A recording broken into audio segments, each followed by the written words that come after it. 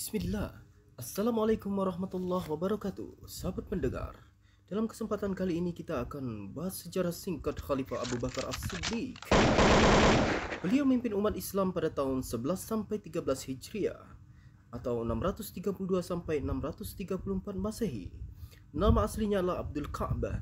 Lalu Rasulullah Muhammad SAW mengganti namanya dengan Abdullah. Lengkapnya Abdullah bin Amir At-Tamimi. Ia terlahir dari pasangan Utsman bin Amir dan Ummu Khair Salma binti Sakhr yang berasal dari suku Taim, suku yang melahirkan tokoh-tokoh terhormat. Sejak kecil ia terkenal sebagai anak yang baik. Perilakunya yang lemah lembut, jujur, dan sabar membuatnya disenangi oleh masyarakat. Karena sifat-sifatnya yang mulia itulah, sejak masa remajanya, ia sudah bersahabat dengan Rasulullah Muhammad SAW. Ia dilahirkan 2 tahun 1 bulan setelah kelahiran Rasulullah SAW. Kemudian terkenal dengan julukan Abu Bakar, sedangkan gelar Siddiq diberikan oleh para sahabat karena ia selalu membenarkan Rasulullah dalam segala hal. Dialah yang menemani Rasulullah di Gua Hira. Dia merupakan laki-laki pertama yang memeluk Islam dari kalangan orang dewasa terhormat. Tentang Abu Bakar radhiyallahu anhu, Rasulullah Muhammad SAW bersabda, "Sungguh orang yang paling dekat kepadaku tentang persahabatan dan hartanya ialah Abu Bakar. Andai kata aku boleh memilih teman di antara umatku, maka akan kupilih Abu Bakar. Tetapi kecintaan dan persaudaraan dalam Islam cukup memadai. Tidak satupun pintu dalam masjid yang terbuka kecuali pintu Abu Bakar." Hadis diriwayatkan oleh Al-Imam Al-Bukhari. Sampai saat ini di Masjid Madinah masih ada sebuah pintu yang disebut pintu Abu Bakar, yaitu pintu yang selalu beliau lalui semasa lalu hidupnya jika masuk ke dalam masjid melalui rumah beliau. Tidaklah mengherankan jika sewaktu Rasulullah sakit, ia dipercaya oleh para sahabat menjadi imam salat. Juga pantaslah apabila kaum muslimin kemudian memilihnya sebagai khalifah atau pemimpin setelah Rasulullah SAW wafat. Keagungan kepribadian Abu Bakar radhiyallahu anhu dapat disimak dari penggalan-penggalan pidatonya ketika dilantik menjadi khalifah. Antara lain beliau katakan, "Saya bukan orang terbaik di antara kalian, tetapi saya akan memelihara amanah yang telah kalian serahkan kepada saya. Kalau saya mengikuti ajaran Allah dan petunjuk Rasulnya, maka ikutilah saya. Sebaliknya, jika saya menyimpang, luruskanlah, koreksilah saya. Kebenaran adalah kejujuran dan kebohongan adalah ketidakjujuran. Orang yang paling kuat dalam pandangan saya adalah orang-orang yang lemah di antara kalian. Oleh sebab itu saya akan menjamin hak-hak mereka. Dan orang yang paling lemah dalam pandangan saya adalah orang-orang kuat di antara kalian. Dan akan saya ambil bagian dari hak-hak mereka berupa zakatnya."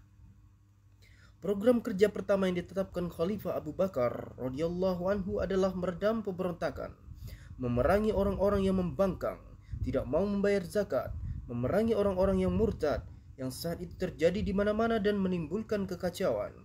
Sepeninggal Rasulullah Muhammad SAW, memang banyak umat Islam yang kembali memeluk agamanya, yakni murtad ke agama semula. Mereka merasa berhak berbuat sekehendak hati. Bahkan lebih menyedihkan lagi muncul orang-orang yang mengaku nabi, antara lain Musailamah Al-Kazzab, Tulaiha Al-Asadi, dan Al-Aswad Al-Ansi. Untuk meluruskan akidah orang-orang murtad tersebut, Khalifah Abu Bakar radhiyallahu anhu mengirim 11 pasukan perang ke 11 daerah tujuan. Di antaranya pasukan Khalid ibn al-Walid ditugaskan menundukkan Tulaiha Al-Asadi. Pasukan Amir bin As ditugaskan ke Quda'ah. Suwaid bin Makrim ditugaskan ke Yaman dan Khalid bin Sa'id ditugaskan ke Syam. Program kerja Khalifah Abu Bakar selanjutnya adalah pengumpulan dan penulisan ayat-ayat Al-Quran. Program kerja ini ditetapkan atas usul Umar bin Khattab, sedangkan pelaksanaan dipercayakan Zaid bin Sabit untuk memimpin tim kerja. Pengumpulan dan penulisan pembukuan ayat-ayat Al-Quran itu dilakukan sebagai pertimbangan. Yang pertama, banyaknya sahabat yang hafal Al-Quran gugur dalam perang penumpasan orang-orang murtad. Yang kedua, ayat-ayat Al-Quran yang ditulis pada kulit-kulit kurma, batu-batu, dan kayu-kayu sudah banyak yang rusak, sehingga perlu dilakukan usaha penyelamatan. Yang ketiga, Penulisan ayat-ayat Al-Quran dan pembukuannya ini bertujuan agar dapat dijadikan pedoman bagi umat Islam di sepanjang zaman. Yang keempat, seiring dengan luasnya wilayah Islam dan tersebarnya umat Islam, maka dibutuhkan kesamaan salinan kitab sehingga terjaga keaslian dan kemurniannya. Semasa pemerintahan beliau, Khalifah Abu Bakar radhiyallahu anhu juga berhasil memperluas daerah dakwah Islamiyah, antara lain ke Irak, yakni ketika ia termasuk wilayah jajahan kerajaan Persia, juga ke Syam yang berada di bawah jajahan Romawi. Setelah memerintah selama 2 tahun, Khalifah Abu Bakar berpulang ke rahmatullah pada tanggal 23 Jumadil Akhir 13 Hijriah dalam usia 63 tahun dan dimakamkan di samping makam Rasulullah Muhammad sallallahu alaihi wasallam. Beliau dikenal oleh para sahabat sebagai khalifah yang bertakwa dan berbudi luhur.